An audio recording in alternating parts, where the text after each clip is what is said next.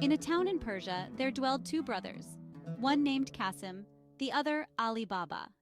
Qasim was married to a rich wife and lived in plenty, while Ali Baba had to maintain his wife and children by cutting wood in a neighboring forest and selling it in the town.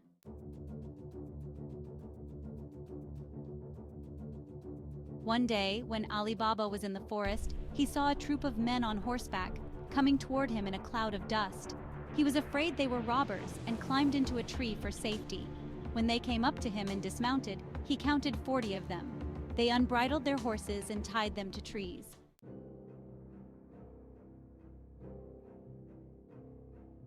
The finest man among them, whom Ali Baba took to be their captain, went a little way among some bushes and said, "Open sesame," so plainly that Ali Baba heard him. A door opened in the rocks, and having made the troop go in, he followed them, and the door shut again of itself.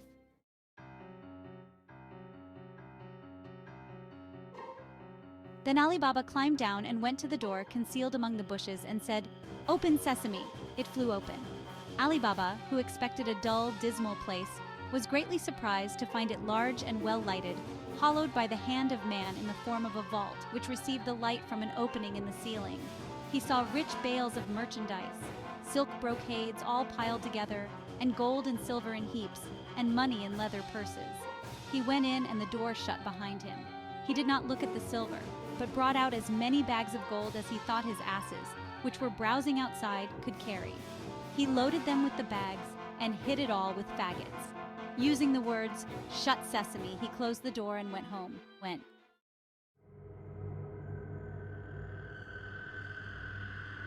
She grew very curious and said to Qasim when he came home, "Qasim, your brother is richer than you. He does not count his money, he measures it."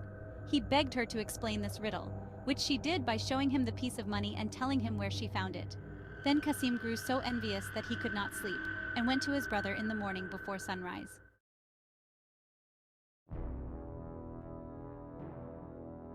As night drew on, Qasim's wife grew very uneasy and ran to her brother-in-law and told him where her husband had gone. Ali Baba did his best to comfort her and set out to the forest in search of Qasim. The first thing he saw on entering the cave was his dead brother. Full of horror, he put the body on one of his asses and bags of gold on the other two, and covering all with some faggots, returned home. He drove the two asses laden with gold into his own yard and led the other to Qasim's house. The door was opened by the slave Morgiana, whom he knew to be both brave and cunning. Unloading the ass, he said to her, "This is the body of your master who has been murdered, but whom we must bury as though he had died in his bed.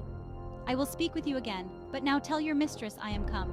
The wife of Qasim, on learning the fate of her husband, broke out into cries and tears, but Ali Baba offered to take her to live with him and his wife if she would promise to keep his counsel and leave everything to Morgiana, whereupon she agreed and dried her eyes.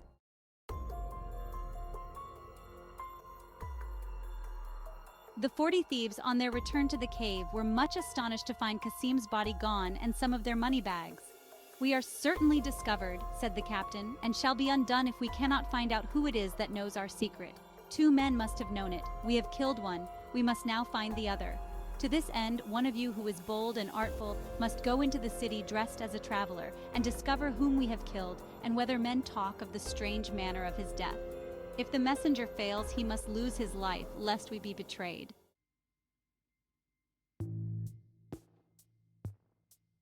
By and by, Morgiana, going out, saw the mark the robber had made. Quickly guessing that some mischief was brewing, she fetched a piece of chalk and marked 2 or 3 doors on each side, without saying anything to her master or mistress. The thief, in the meantime, told his comrades of his discovery. The captain thanked him, and bade him to show him the house he had marked. But when they came to it, they saw that 5 or 6 of the houses were chalked in the same manner. The guide was so confounded that he knew not what answer to make, and when they returned, he was at once beheaded for having failed.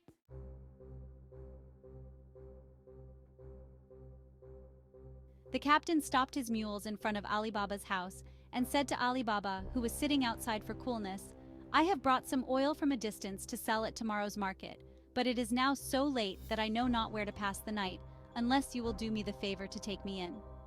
Though Ali Baba had seen the captain of the robbers in the forest, He did not recognize him in the disguise of an oil merchant. He bade him welcome, opened his gates for the mules to enter, and went to Morgiana to bid her to prepare a bed and supper for his guest.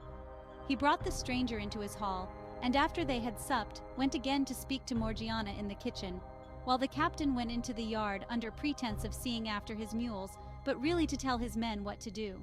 Beginning at the first jar and ending at the last, he said to each man, "As soon as I throw some stones from the window of the chamber where I lie, cut the jars open with your knives and come out, and I will be with you in a trice."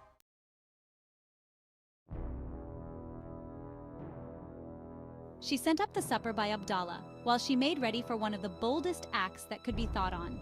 When the dessert had been served, Khoja Hassan was left alone with Ali Baba and his son, whom he thought to make drunk and then to murder them. Morgiana, meanwhile, put on a headdress like a dancing girl's and clasped a girdle round her waist, from which hung a dagger with a silver hilt, and said to Abdallah, "Take your tabor, and let us go and divert our master and his guest." Abdallah took his tabor and played before Morgiana until they came to the door, where Abdallah stopped playing and Morgiana made a low courtesy. "Come in, Morgiana," said Ali Baba, "and let Khoja Hassan see what you can do." And turning to Khoja Hassan, he said, "She's my slave and my housekeeper." Khoja Hassan was by no means pleased, for he feared that his chance of killing Ali Baba was gone for the present. But he pretended great eagerness to see Morgiana, and Abdallah began to play and Morgiana to dance. After she had performed several dances, she drew her dagger and made passes with it, sometimes pointing it at her own breast, sometimes at her master's, as if it were part of the dance. Suddenly, out of breath, she snatched the tabor from Abdallah with her left hand, and holding the dagger in her right hand, held out the tabor to her master. Ali Baba and his son put a piece of gold into it, and Khoja Hassan, seeing that she was coming to him, pulled out his purse to make her a present. But while he was putting his hand into it, Morgiana plunged the dagger into his heart. "Unhappy girl," cried Ali Baba and his son, "what have you done to ruin us?" "It was to preserve you, master, not to ruin you," answered Morgiana. "See here, opening the false merchant's garment and showing the dagger. See what an enemy you have entertained. Remember, he would eat no salt with you, and what more would you have?"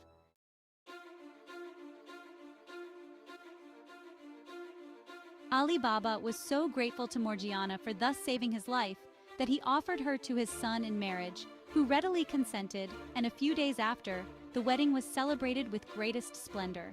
At the end of a year, Ali Baba, hearing nothing of the two remaining robbers, judged they were dead and set out to the cave. The door opened on his saying, "Open sesame." He went in and saw that nobody had been there since the captain left it. He brought away as much gold as he could carry and returned to town. He told his son the secret of the cave, which his son handed down in his turn, so the children and grandchildren of Ali Baba were rich to the end of their lives.